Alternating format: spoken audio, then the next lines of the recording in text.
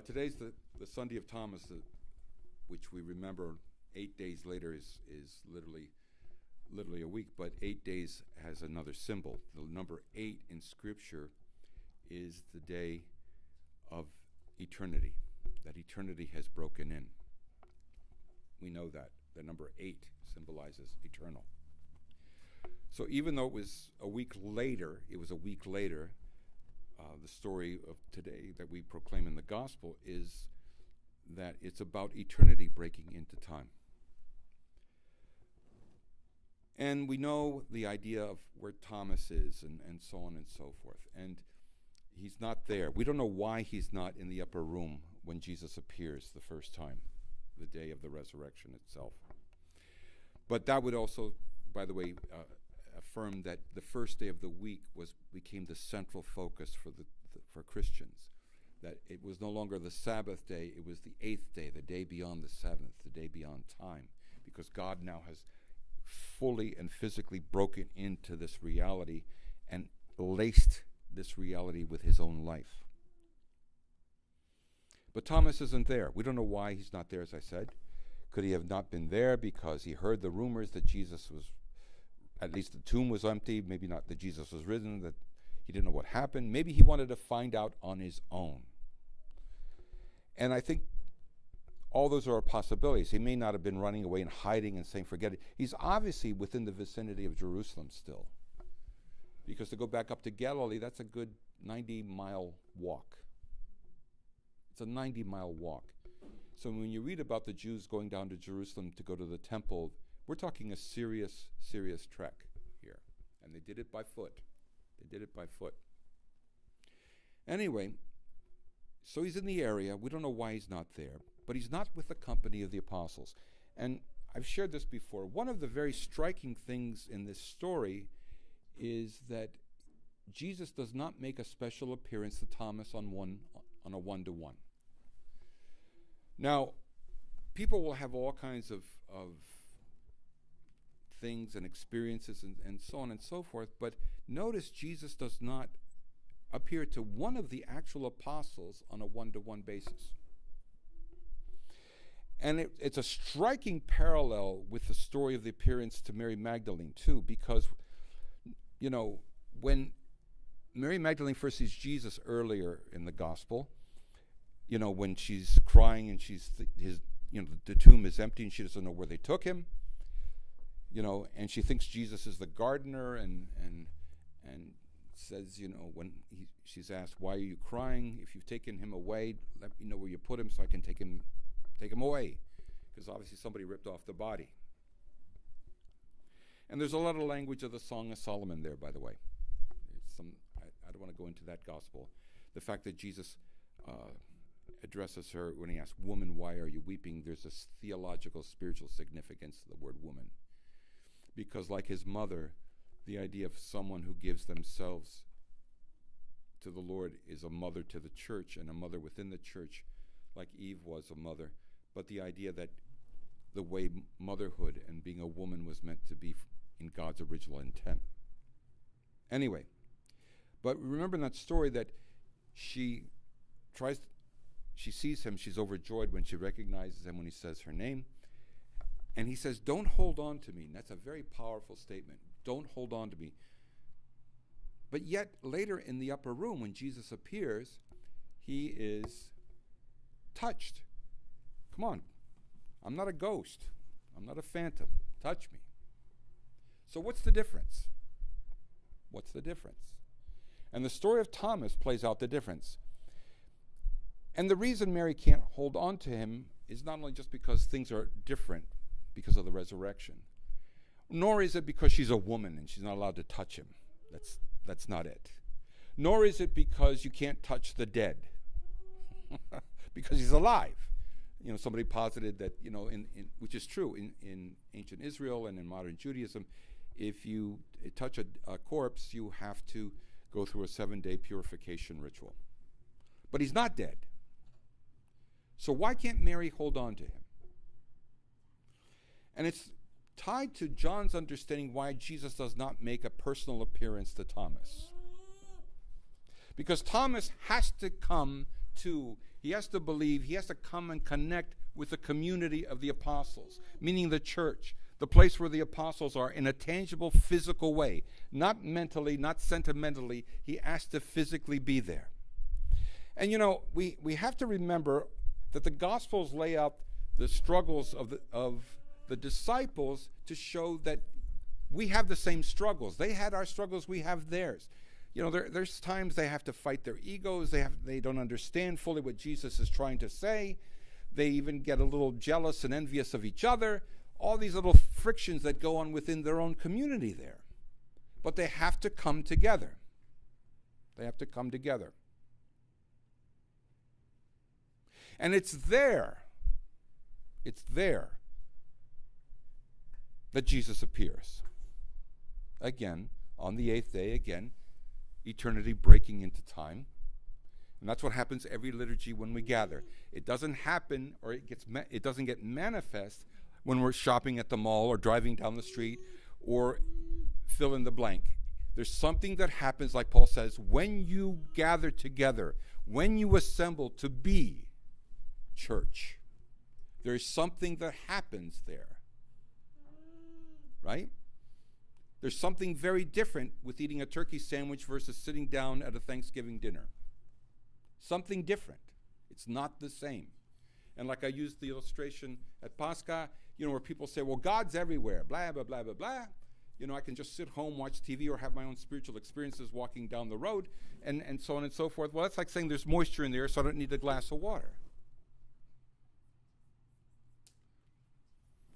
Thomas, one of the actual apostles to experience the risen Jesus, has to be part of the community. Physically be there. Be there. And it's interesting because this seems to be true in the Orthodox churches in general, that the Sunday of Thomas is one of the least attended liturgies. It's like we did our business. We did God the big favor of coming. Like a sailor stopping in, what? After being at sea for 20 months and then going back out, what? But the idea of being here, and there's something very powerful. And now, when Jesus appears, of course, he says to Thomas, he confronts him. And he says, put your hand here. Give me your hand. In fact, there's one icon I love. Jesus is actually grabbing Thomas's hand and pulling it to his side. It's very powerful. Now, some biblical scholars will point out that we don't know clearly from the scripture itself that Thomas did or didn't put his hand and actually touch the wounds of Jesus. But if we understand the meaning of, especially not only the wounds in general, but the wound from his side, it's very powerful. Because if we really pay attention to the hymns and what we've preached about and proclaimed, the idea of the wound is, in John's gospel, remember when Jesus dies, and Pilate's amazed that Jesus is dead already because they sent the guards to break the legs of the people because that way they'd asphyxiate a lot faster and so forth on the cross. But Jesus is already dead, but to make sure, one of the soldiers takes a spear and thrusts it into Jesus' side. And blood and water come out. And John, when he writes this, he's excited. He's doing somersaults. He's like, wow, this is something.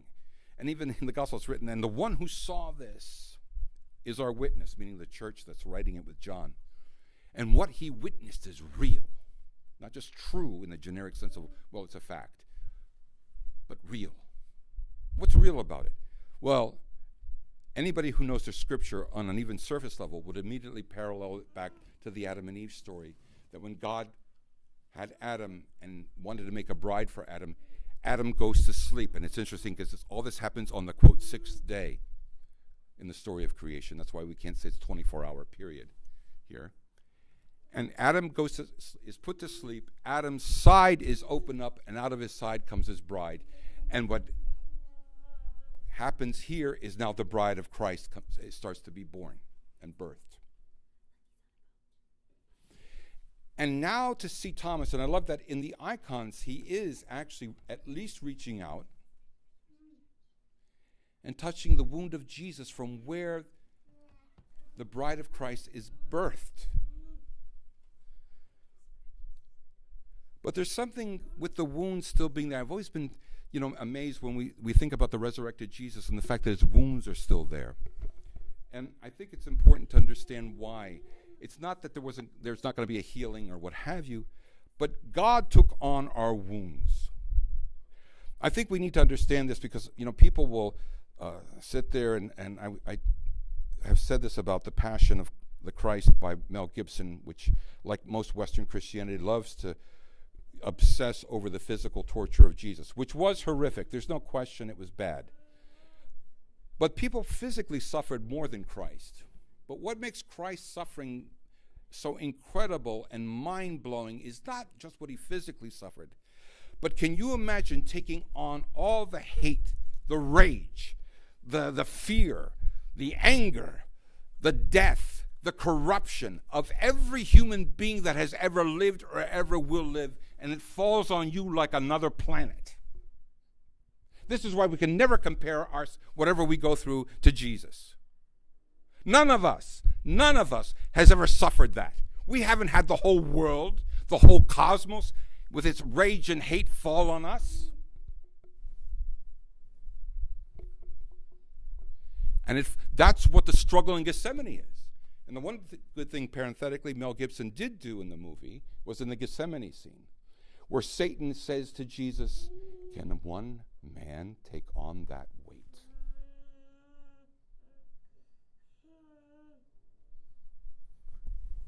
And the weight of it is still that even when he comes out resurrected, transfigured out of the tomb, those wounds are still there. And we're to touch the wounds. And I've said before, because we're to let our wounds touch his. The only way we get healed is by touching the wounds of Jesus. And there's a transfusion that takes place. Now, the other thing, though, is, and it ties into this, we all gather together. Those other disciples that Thomas gathers, they're all wounded too. And the church is not a community of perfect people. It is a community of people who have brokenness. But a people who understand the healing of their brokenness is by being together and assembled with the risen Jesus. Where God comes to us with the wounds of Christ to heal our wounds if we let him. If we let him. And it had to be pretty humbling for Thomas, shooting his mouth off, right?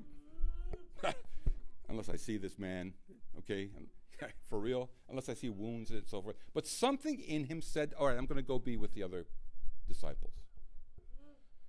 He had to humble himself. He had to humble himself. Because without humility, we're not open to God. And I think his arrogance being broken is reflected in his actual confessional statement, that when he realizes all this,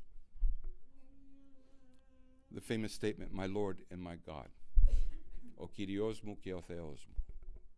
It's a confessional statement. He's not just going, OMG. It's a confessional statement. This is God embodied. This is God in the flesh. But this is God who let himself get wounded. This is God who took on every bit of humanity's corruption, death, the spiritual, emotional, psychological cancers to fall on him, to literally absorb it into his own body more than some guy jumping on a grenade to save somebody's life. In the same way. And somebody who was innocent, who had no sin, and clearly this was a great act, the greatest act of injustice on the part of humanity, that when God came to us, we killed him. And yet God took that great act of injustice into himself. And it's amazing. And Jesus' comment is not only about when he says to Thomas, "Do you believe because you see?" It's not simply cerebral belief or assent, but it's also about being faithful. Faithful in coming together to worship this one who we recognize is my Lord and my God, who's here in his woundedness, in his humility, to love us and to bring us together with everybody else with all of our woundedness, to heal us. And not that we become functionally perfect in this dimension of existence, but that we heal. And to let, again, the wounds of Jesus touch us. And when we do the kiss of peace even, it's also that idea of embracing each other in our brokenness, but also in the presence of the one and fused to the one who let himself be broken and wounded so we could be healed. And as you know, that the kiss of peace is part of the sacrament. It's not just a sentimental, how you doing? It's letting God in Jesus physically touch us and us be touched by our brothers and sisters and through us to each other. So as we remember Thomas, and God bless him, and Chrysostom says, great is Thomas's unbelief because he would push through to find out for sure. He would not let his ego say, the heck with all of it, I'm not going there. That he's classically like the parable of Jesus says of the two sons where the father says, go, and the one son says, I'll go, but he never winds up going. And the other son, when the father says, go, and he says, I won't, but then he changes his mind and goes. He struggles with his doubts. He will push himself beyond his ego boundaries. Beyond the ego boundary. To a God who has no ego. Amen. Yafiana.